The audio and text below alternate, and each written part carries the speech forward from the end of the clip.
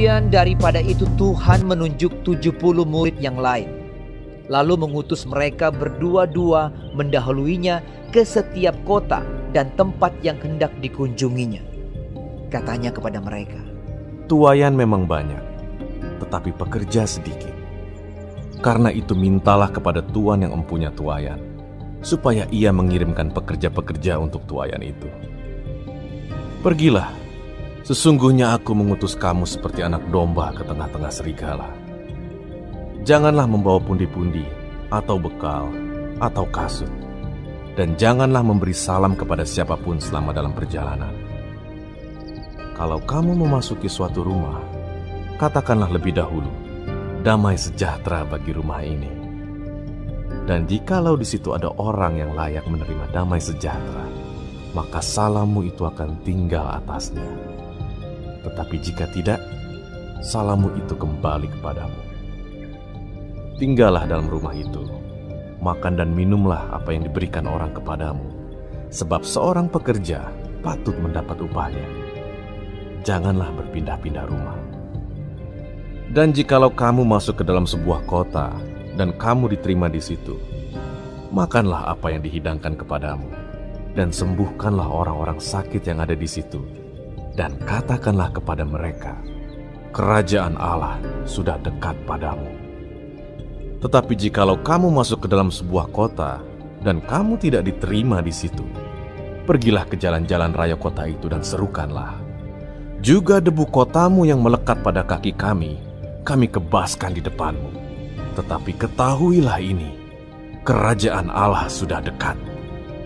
Aku berkata kepadamu, pada hari itu, Sodom akan lebih ringan tanggungannya daripada kota itu. Celakalah engkau, Korazim. Celakalah engkau, Betsaida. Karena jika di Tirus dan di Sidon terjadi mujizat-mujizat yang telah terjadi di tengah-tengah kamu, sudah lama mereka bertobat dan berkabung. Akan tetapi pada waktu penghakiman, tanggungan Tirus dan Sidon akan lebih ringan daripada tanggunganmu. Dan engkau, Kapernaum, apakah engkau akan dinaikkan sampai ke langit? Tidak, engkau akan diturunkan sampai ke dunia orang mati. Barang siapa mendengarkan kamu, ia mendengarkan aku. Dan barang siapa menolak kamu, ia menolak aku. Dan barang siapa menolak aku, ia menolak Dia yang mengutus aku." Kemudian ke-70 murid itu kembali dengan gembira dan berkata, "Tuhan, juga setan-setan takluk kepada kami demi nama-Mu." Lalu kata Yesus kepada mereka, Aku melihat iblis jatuh seperti kilat dari langit. Sesungguhnya, aku telah memberikan kuasa kepada kamu untuk menginjak ular dan kalajengking, dan kuasa untuk menahan kekuatan musuh, sehingga tidak ada yang akan membahayakan kamu. Namun demikian, janganlah bersukacita karena roh-roh itu takluk kepadamu, tetapi bersukacitalah karena namamu ada terdaftar di sorga. pada waktu itu juga bergembiralah Yesus dalam Roh Kudus dan berkata, Aku bersyukur kepadamu Bapa, Tuhan langit dan bumi, karena semuanya itu Engkau sembunyikan bagi orang bijak dan orang pandai, tetapi Engkau nyatakan kepada orang kecil. Ya Bapa, itulah yang berkenan kepadamu. Semua telah diserahkan kepadaku oleh Bapa-Ku, dan tidak ada seorang pun yang tahu siapakah anak selain Bapa, dan siapakah Bapa selain anak, dan orang yang kepadanya anak itu berkenan menyatakan hal itu. Sesudah itu berpalinglah Yesus kepada murid-muridnya tersendiri dan berkata, Berbahagialah mata yang melihat apa yang kamu lihat. Karena aku berkata kepada kamu, banyak nabi dan raja ingin melihat apa yang kamu lihat, tetapi tidak melihatnya, dan ingin mendengar apa yang kamu dengar, tetapi tidak mendengarnya. Pada suatu kali berdirilah seorang ahli Taurat untuk mencoba Yesus. Katanya, Guru, apa yang harus kuperbuat untuk memperoleh hidup yang kekal? Jawab Yesus kepadanya, Apa yang tertulis dalam hukum Taurat? Apa yang kau baca di sana? Jawab orang itu, Kasihilah Tuhan Allahmu dengan segenap hatimu, dan dengan segenap jiwamu, dan dengan segenap kekuatanmu, dan dengan segenap akal budimu, dan kasihilah sesamamu manusia seperti dirimu sendiri. Kata Yesus kepadanya, Jawabmu itu benar. Perbuatlah demikian, maka engkau akan hidup. tetapi untuk membenarkan dirinya, orang itu berkata kepada Yesus. Dan siapakah sesamaku manusia? Jawab Yesus, Adalah seorang yang turun dari Yerusalem ke Yeriko. Ia jatuh ke tangan penyamun-penyamun yang bukan saja merampoknya habis-habisan, tetapi yang juga memukulnya, dan yang sesudah itu pergi meninggalkannya setengah mati. Kebetulan ada seorang imam turun melalui jalan itu. Ia melihat orang itu, tetapi ia melewatinya dari seberang jalan. Demikian juga seorang Lewi datang ke tempat itu. Ketika ia melihat orang itu, ia melewatinya dari seberang jalan. Lalu datang seorang Samaria yang sedang dalam perjalanan ke tempat itu. Dan ketika ia melihat orang itu, tergeraklah hatinya oleh belas kasihan.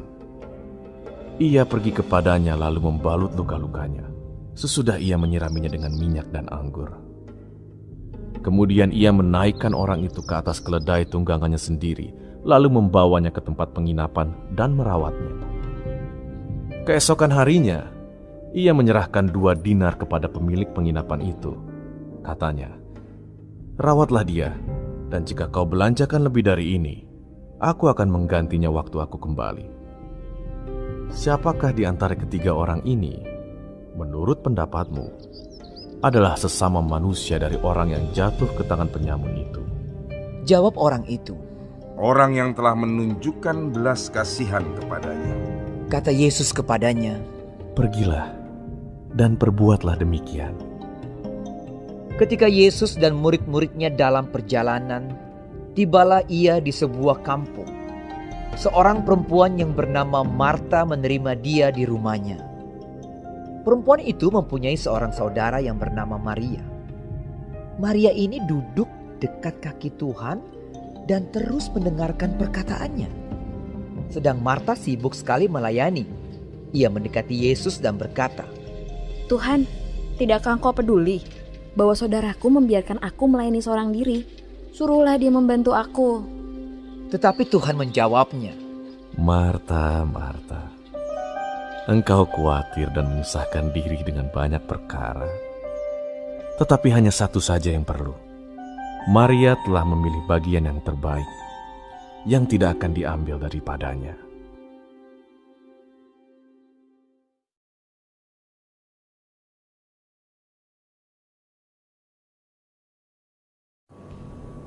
Shalom saudara-saudaraku yang kekasih di dalam Tuhan Yesus Kristus. Puji Tuhan kalau hari ini kita masih diizinkan hidup dan dapat mempelajari firman Tuhan, panduan kehidupan dari Lukas 10. Tuhan Yesus memberkati. Perikop pertama mengenai Yesus mengutus 70 muridnya. Saudara, Tuhan mengutus mereka berdua-berdua untuk saling menopang, saling mendukung, memberi support dan keberanian untuk pelayanan. Ini prinsip yang baik. Dikatakan bahwa Tuhan mengajarkan mereka bagaimana etika hamba Tuhan dalam pelayanan. Harus belajar mencukupkan diri dengan apa yang ada. Harus sungguh-sungguh dipenuhi oleh kuasa Roh Kudus, ya, sehingga nama Tuhan dipermuliakan melalui banyak mujizat yang terjadi. Dan berani mengatakan kebenaran firman Tuhan, yaitu tentang hari penghakiman yang akan datang.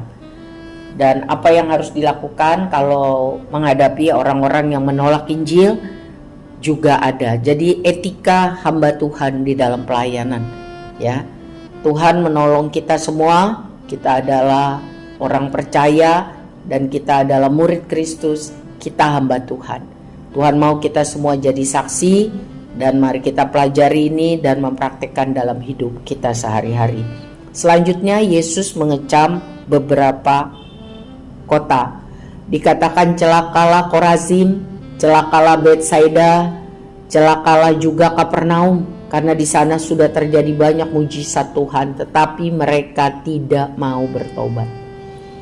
Jadi saudara, ini kenyataan Banyak orang sudah mengalami mujizat pertolongan Tuhan tetapi tidak mau bertobat. Apa yang terjadi? Semuanya akan dipertanggungjawabkan pada waktu penghakiman. Dikatakan bahwa orang yang menolak Tuhan ya juga akan menolak firman Tuhan dan mereka akan menerima penghukuman pada hari kedatangan Tuhan. Tuhan tolong kita tetap percaya, tetap setia, taat sampai akhir kehidupan kita. Selanjutnya mengenai kembalinya ke-70 murid sesudah pelayanan itu, mereka kembali dengan gembira dan berkata, Tuhan, setan-setan takluk kepada kami demi nama-Mu. Lalu Tuhan Yesus berkata bahwa jangan bersukacita karena roh-roh setan itu takluk kepadamu, tetapi bersukacita karena nama-Mu terdaftar di sorga. Siapa yang terdaftar namanya di sorga? Yaitu orang yang percaya, yang taat melayani pekerjaan Tuhan. Saudara-saudara, kita juga harus melakukannya, percaya, taat, dan setia melakukan kehendak Tuhan. Yang Tuhan mau supaya Injil Kerajaan Sorga, berita sukacita itu boleh tersebar sampai ke seluruh dunia. Tuayan banyak jiwa yang harus lapar akan Tuhan. Ya, biarlah kita sungguh-sungguh melakukan bagian kita. Dan dikatakan bahwa orang percaya yang mengikuti hidup yang Tuhan mau dengan setia harus siap dengan ancaman bahaya, persoalan-persoalan seperti keadaan anak domba yang tak berdaya di tengah-tengah serigala. Kita harus sadar ini, sebab itu kita harus terus berjaga-jaga dan berdoa. Hanya kehadiran, perlindungan, dan pertolongan Tuhan yang memampukan kita berdiri teguh dan tidak goyah.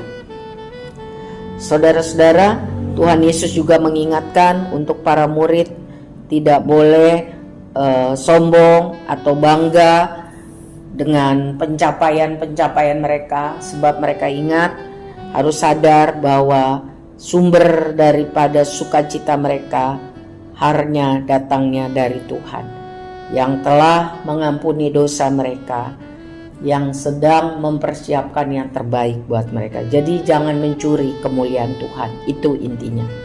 Selanjutnya ucapan syukur dan bahagia serta perumpamaan orang Samaria yang murah hati. Waktu itu dikatakan di ayat 21, bergembiralah Yesus dalam Roh Kudus dan berkata, Aku bersyukur kepadamu Bapa, karena semuanya Engkau sembunyikan bagi orang bijak dan orang pandai, tetapi Engkau nyatakan kepada orang kecil. Yang dimaksudkan ini adalah orang-orang ada yang menganggap dirinya sudah baik, sudah benar, cukup bijaksana, ya, sangat cerdas, sehingga tidak ada lagi kerendahan hati, ya. Tetapi mereka lupa bahwa semua yang baik itu datangnya dari Tuhan. Tuhan mau kita selalu menganggap diri kita, mengerti, sadar diri bahwa diri kita ini kecil. Kecil, tidak ada apa-apanya, lemah tanpa Tuhan. Sehingga selalu sungguh bersyukur kepada Tuhan kalau boleh menjadi pelaku firman. Jadi jangan mencuri kemuliaan Tuhan. Sebab orang yang menganggap dirinya bijaksana, menganggap dirinya sudah kuat, hebat, super, ya, akan jatuh. Tetapi orang yang selalu merasa dirinya lemah, kuat karena Tuhan, sanggup karena Tuhan, dia akan selalu berjaga-jaga, menjaga hatinya dengan seluruh kewaspadaan. Dan dari situlah terpancar kehidupan. Amin.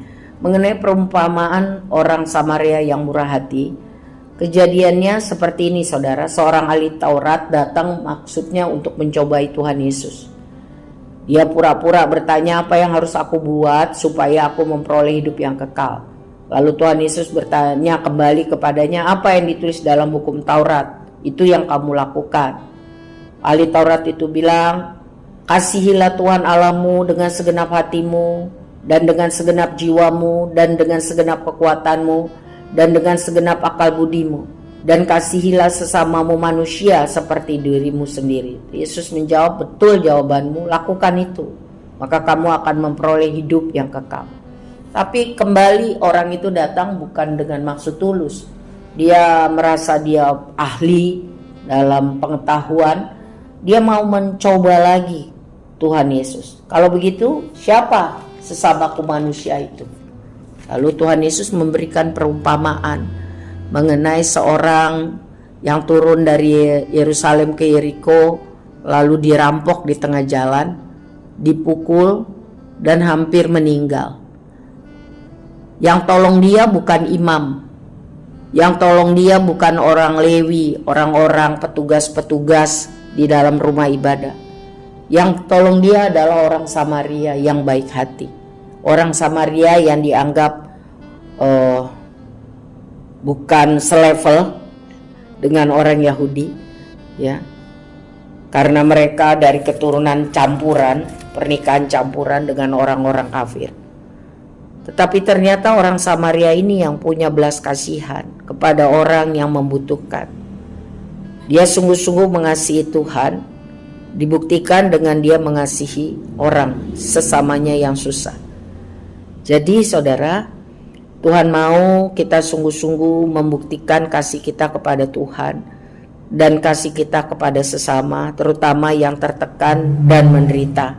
Setiap orang yang mengaku percaya kepada Kristus bertanggung jawab untuk hidup menurut pimpinan Roh Kudus. Jangan mengeraskan hati, ya. Jangan tidak peka kepada kebutuhan orang lain. Ya, Tuhan mau itu.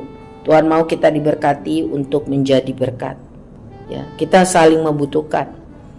Ya, kita satu sama dengan lain saling memerlukan. Sama seperti yang dikatakan oleh perumpamaan bahwa kita ini adalah rumah Tuhan, tubuhnya Kristus. Jadi kita saling membutuhkan satu dengan yang lain. Yang satu bisa mendoakan, yang satu bisa memberkati dengan apa yang ada. Selanjutnya mengenai apa yang terjadi di rumah Maria dan Marta. Yesus dan rombongan dalam perjalanan lalu tiba di sebuah kampung. Ada dua kakak beradik, Marta dan Maria. Marta sibuk dengan mempersiapkan pelayanan kepada Yesus dan rombongannya. Sementara saudaranya Maria dikatakan duduk dekat kaki Tuhan dan terus mendengarkan perkataannya. Marta komplain, Tuhan tolong suruh adik saudaraku ini untuk membantu aku. Tapi Tuhan Yesus menjawab, Marta, Marta, engkau khawatir dan menyusahkan diri dengan banyak perkara. Tetapi hanya satu saja yang perlu. Dan Maria telah memilih bagian yang terbaik, yang tidak akan diambil darinya. Apa itu bagian yang terbaik? Mendengar firman Tuhan. Memang melayani untuk kebutuhan, kesibukan, aktif dalam pelayanan praktis itu baik dan penting. Tapi jangan lupa, roh, jiwa, dan tubuh kita membutuhkan persekutuan yang erat dengan Tuhan. Dalam penyembahan, dalam doa, dalam waktu teduh dengan Tuhan.